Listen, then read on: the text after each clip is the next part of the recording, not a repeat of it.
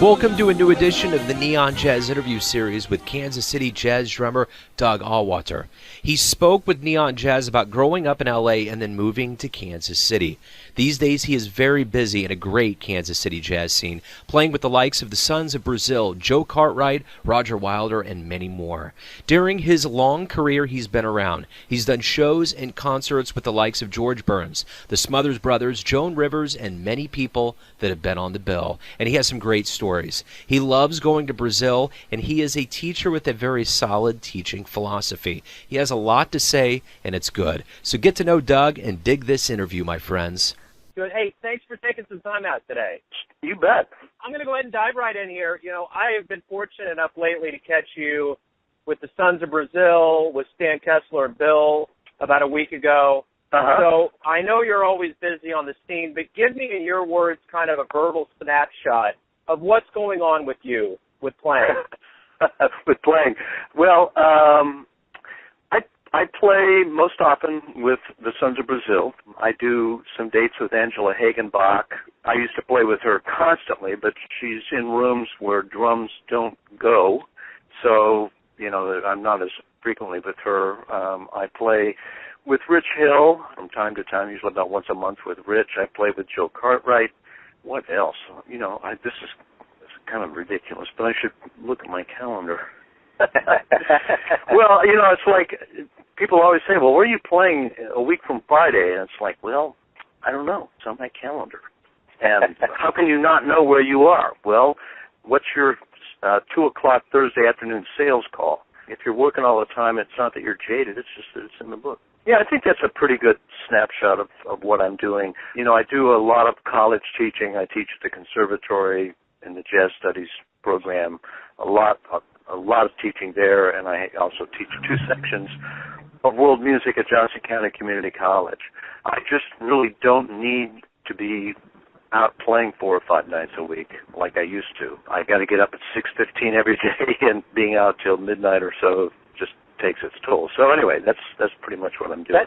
I understand, man. It's a long day, and you always got to subsidize income one way or another. I understand.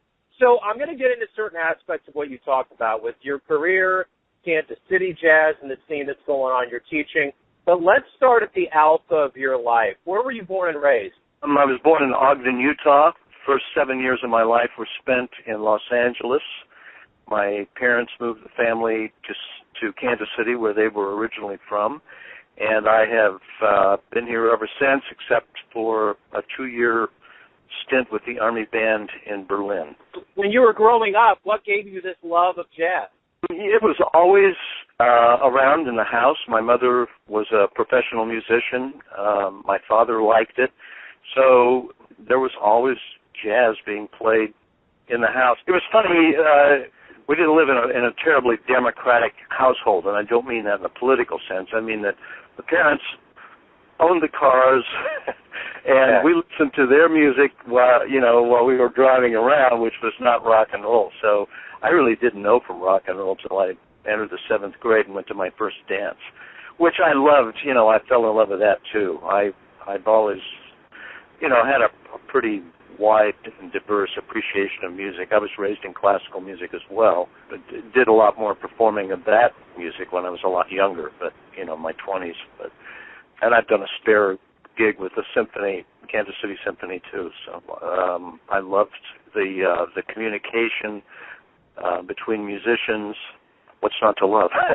Yeah, absolutely. It was a little bit more of a free expression of one's playing than rock and roll can be sometimes.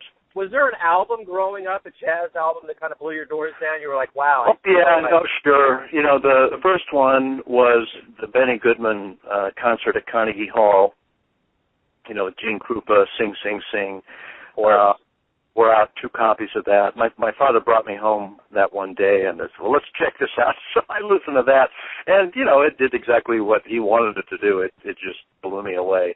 My earliest recollection of drumming, actually, was I saw, when I was about 4 years old, I saw somebody play a drum set below on Ed Sullivan. I kind of think it might have been Louis Bellson, because I do remember that he had a big set with 2 bass drums and it was just amazing. It sounded like explosions and cymbals and drums, and yet it was music. I already knew about music, and so from that point, that's really all I ever really wanted to do. I became obsessed with learning to play the drums. I whacked around just like everybody on anything that was available, and then finally, when I was 9 years old, I started taking drum lessons from Bill Zikos. So you always knew you wanted to be a musician from an early age. There was no doubt. That was your path. Well, I wouldn't say there was no doubt. I kept kind of going back and forth. For a while I thought, okay, computers are very intriguing. This is way back in the late 60s and early 70s. But but when I got drafted and basically was in the band in Berlin, which everybody there were very serious jazz musicians, then that was in 1971. So that's what cemented it forever. That's all I want to do. That's it. Yeah. The one thing that's interesting about the projects and kind of the flavors that you've been involved with in your career, you really got involved with the Cuban Brazilian scene. What kind of pushed you into that direction? It's hard to say. I always have been into styles. Even before that, when I was in my late teens, I saw James Brown. Along with, I think in those days you had access to a lot of live music. I saw Duke Ellington's band several times and Count Basie's band several times, all of which blew me away. James Brown blew me away. So the point was styles. I was always very, very intrigued with styles. And I've always enjoyed various aspects of Latin culture for whatever reason. When I heard Afro-Cuban music, the fire of that and all the percussion was very exciting to me, and I was really into that before the Brazilian thing. When I was a fairly young teenager, the bossa nova hit in the United States. My mother was crazy about that, and for me, I loved it too. The Beatles and all of that was happening, which I loved, but here was this kind of almost like an alternate universe of music. And I just loved that kind of cool sensibility to bossa nova. So, all of these things were working hand in glove. I fell in love with reggae music, and really went after that. I would become obsessed in these various styles and really spend a lot of time absorbing them and practicing them and trying to figure out how to sound like the people that I was listening to, because it's more than just playing the rhythms. You've got to interpret them. You've got to get the right flavor in there. All the little subtle nuances, that all adds up and makes something huge. And so when one person plays it, I love when somebody that I hadn't played with too much, this happened with Carn Allison, happened with Joe Cartwright, they would call a tune in one of these styles, and, I would play it the way it really is played, and it was like, wow, I love this. This is what I'm used to hearing. This sounds real to me. That was always my objective, is to make it sound as absolutely as real as possible. So I don't know if that's kind of a rambling answer, but I just, I've always been obsessed with trying to make things sound authentic, and not, just for that kind of sterile, authentic, authenticity, but because that's the way it's supposed to sound. That's the atmosphere that you're trying to create above and beyond just playing the rhythms. I think one huge thing was when I went to, I was invited to go to hear a friend's band play at a dance, basically a salsa music dance. I'd never been to anything like that. I went, and just that whole thing blew me away. These people show up, they're dressed to the nines, the band starts playing, and people are dancing like crazy. I fell in love with that, and I became a part of it. Within a year, I was playing in that band. So there have been a lot of things that have basically aided my learning and appreciation of all of this. First and foremost, has been playing the music in a real typical setting. So, when I played Afro-Cuban music, it was the real deal. And then later, Brazilian music, the real deal. Well, speaking of authentic, in '98, you go down and play at the Carnival in Rio. What was that experience like? Oh, wow.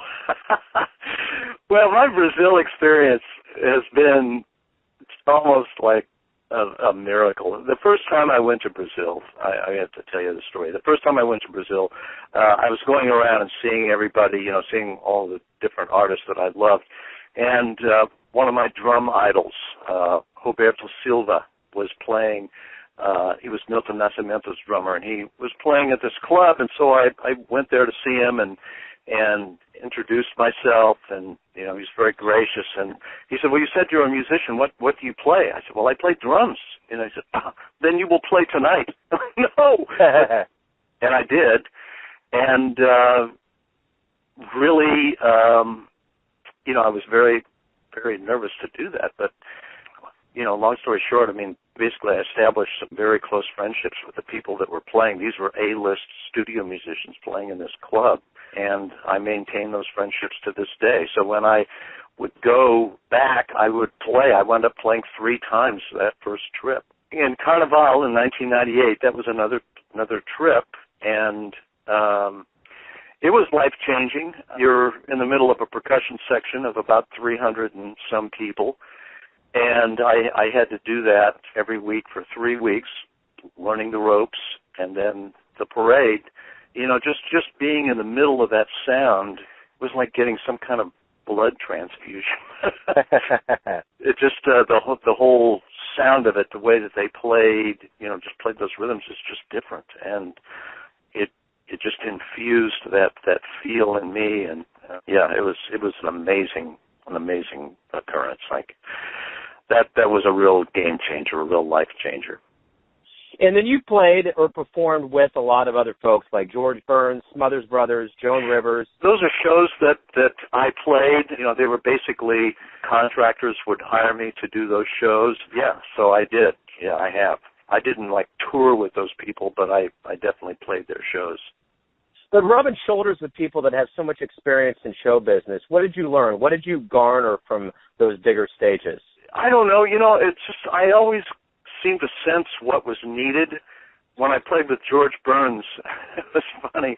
So George Burns, what's his show going to be like? It's going to be kind of a shtick, so maybe do a little soft shoe and something. And so, I naturally, had brushes, which I always have anyway, but I took a wood block along, and it just seemed like common sense. But they were so blown away that I actually had a wood block, and Burns said to Morty, his accompanist, he said, "Morty, he's got a wood block." And Morty said, "George, he's a musician's musician." So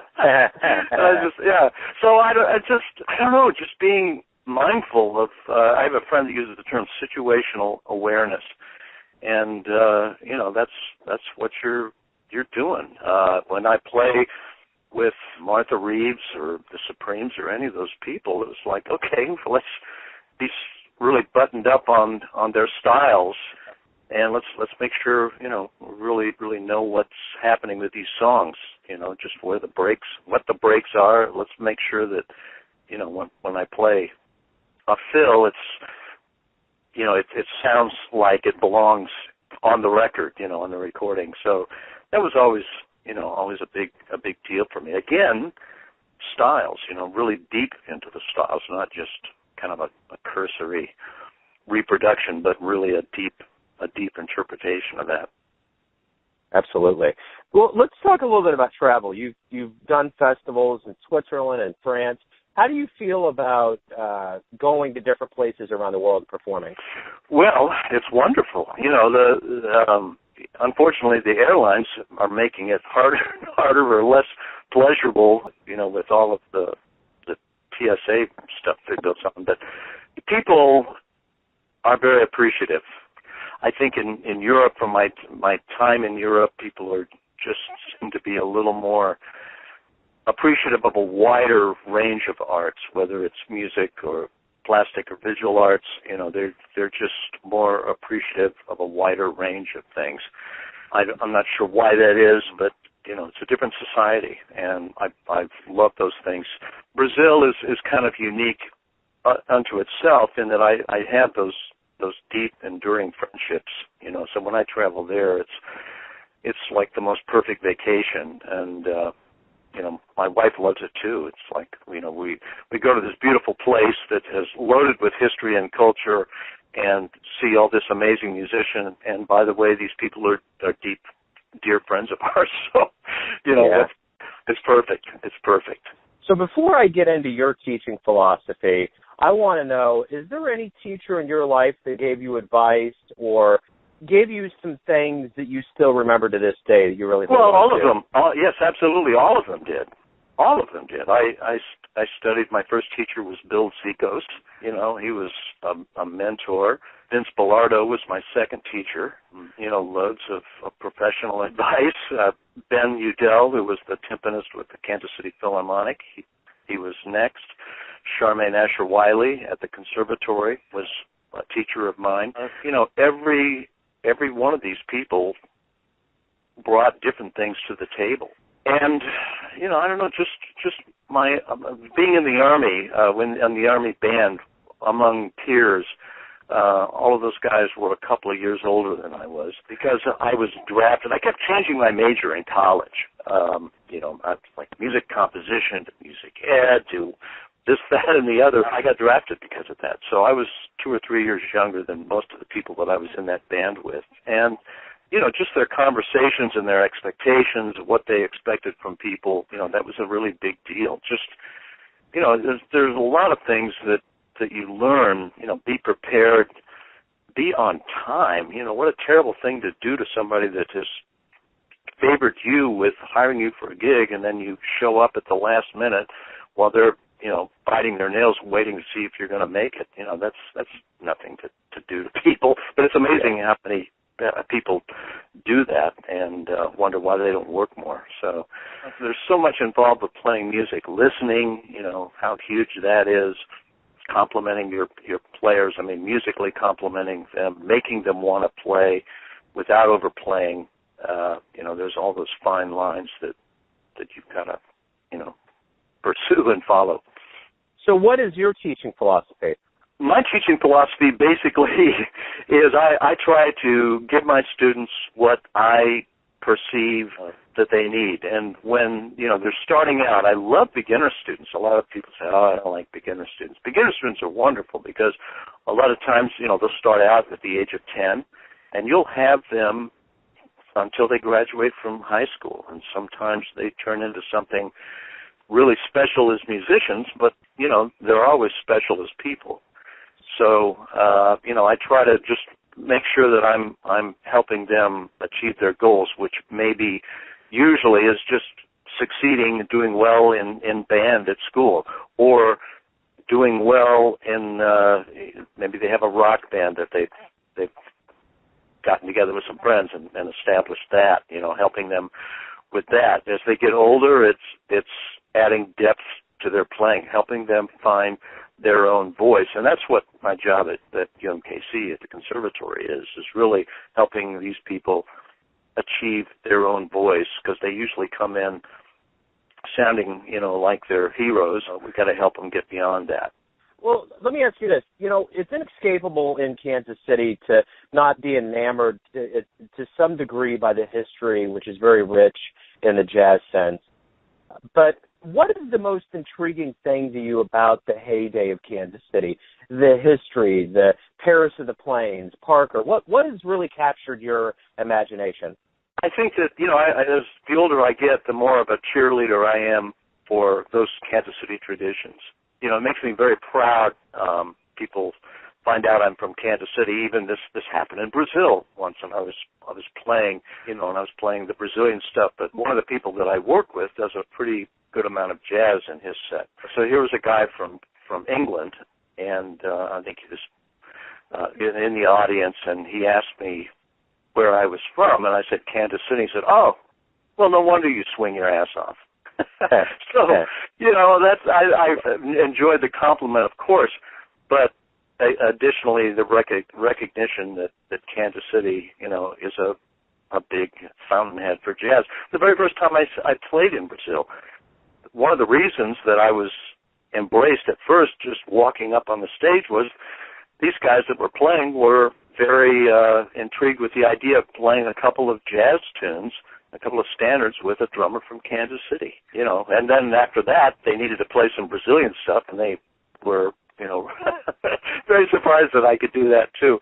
But initially it was the Kansas City thing, the Kansas City connection that kind of gave me some gravity, some inertia to go play with those guys and be accepted. So, the tradition is huge. I teach jazz history at the conservatory, jazz history 1 and 2, and we really spend a good amount of time talking about that, spending time at the Mars Sound Archives with Chuck Haddix, who's just a raving genius, a walking encyclopedia. Yeah. But, so it's hugely important. It's hugely important. I don't know how much of that is filtered into my own playing. I tend to, take those things, just kind of let them seep into my pores. But the importance cannot be underestimated, and I make sure that my students, both in high school and at the conservatory, are very aware of that and knowledgeable about it, not just knowing that all this happened, but why it happened and what it means to them and their playing. So let's ramp up that historical nostalgia a bit, and I want to ask you this. If you could go back in time and see a show live, where would you go and who would you see? Well, yeah, I would. Well, of course. Okay, I would love to be walking around. If I had, do I have to just pick one show? No. I would love to be walking around at 12th and Vine, which actually was more of a center of jazz than 18th and Vine. There's a little bit of misinformation about that. But anyway, in the jazz district, walking around, going and seeing everybody, seeing Basie and Benny Moten, Jay McShann, Bird. I could be walking around in 1937, 38 in those places. That would be huge. I would love to do that.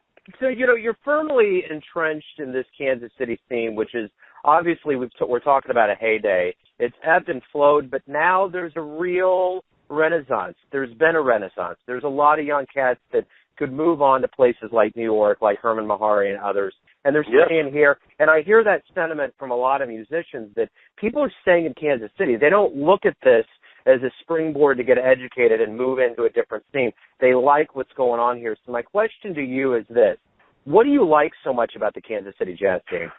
I have always been able to play, and it isn't just jazz, but I have always been able to play whatever kind of music I wanted to play. If I put a band together to do really just about anything, it was embraced. It was my responsibility and the people that I was working with to make sure that the music was compelling to other people. It had to be compelling, but I've always been able to do exactly what I wanted. And that's what my young friends and former students get to do.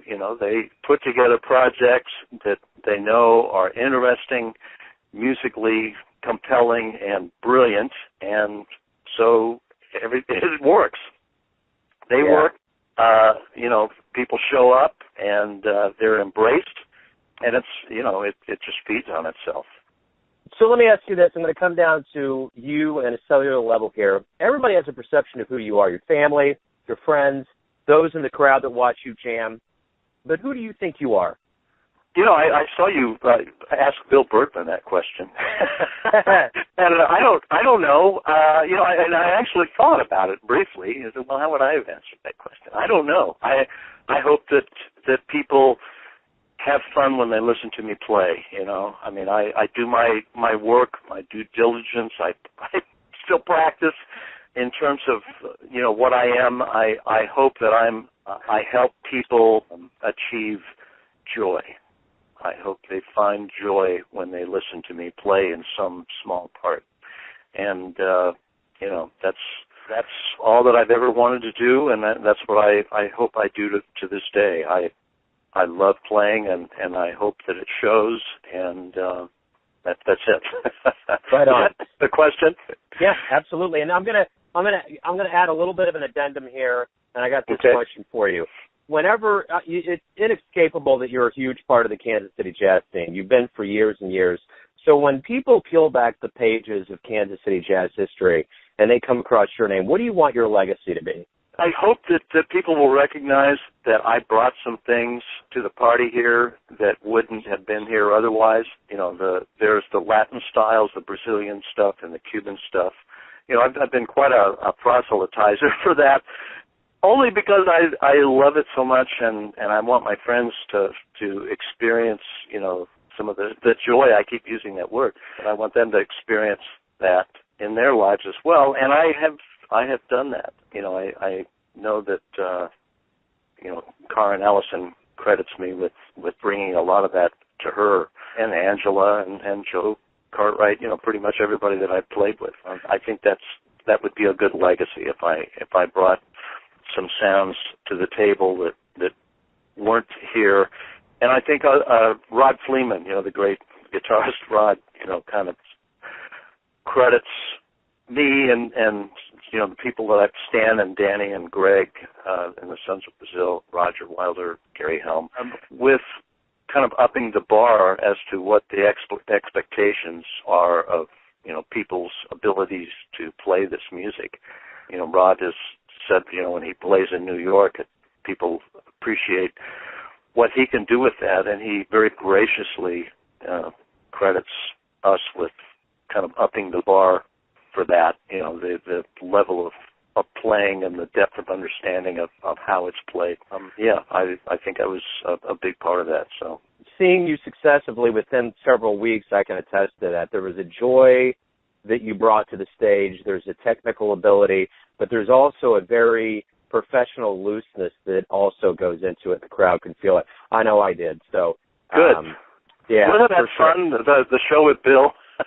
Oh, my God, it was great. And, you know, when I walked in, I just did not, you know, I'm not used to such a full house like a Logan Richardson kind of thing in Kansas City yet. I just haven't seen that much. So when I walked in and it was full, the weather was great, everything was clicking, I was like, man, this is good. And it was great, man. And he obviously, you know, he's been around the block and he's played with a lot of cats. So, yeah, he brought that machismo to stage. It was good. Yeah, it was so fun. You know, I mean, Bill and I go way back. We had a band back in the 70s that definitely kind of challenged what was being done, or this kind of the status quo. And it became a very, very successful band. So, you know, we kind of spent about 5 years learning how to play together. Yeah, that's cool, man. That's very cool. Yeah, I love when these guys that have local roots go out into the world and they come back and they intermingle. And, you know, that's the thing that I increasingly understand more and more about jazz is the family aspect, even in the Kansas City scene. Everybody's open. They want everybody to Especially in Kansas City. Yes. You know, yeah. Everybody's gigging with each other. They support each other. There's a real camaraderie, and it's a real refreshing thing to see. And you can feel it. I think that seeps into what the fans feel in the stands. Yeah, it's a very non-competitive environment. You know, everybody just does their best, and there's plenty of room for everybody's voice. And, you know, yeah, we love each other. It's a very nice family situation here in Kansas City. Man, the world would be a much better place if we could all just kind of do that in all kinds of different realms. Oh, yeah. You know? Oh, yeah. Hey, thank you for opening up with me today and giving me some of your time, man. I appreciate it. I appreciate it, Joe. Thanks for listening and tuning in to yet another Neon Jazz interview, where we give you a bit of insight into the finest players in New York, Kansas City, and spots all over the world, giving fans all that jazz. And thanks to Doug for his story, his wisdom, and making Kansas City a cooler place. If you want to hear more interviews, go to Famous Interviews with Joe Domino on the iTunes Store, or visit theneonjazz.blogspot.com for all things Neon Jazz. Until next time, enjoy the music, my friends.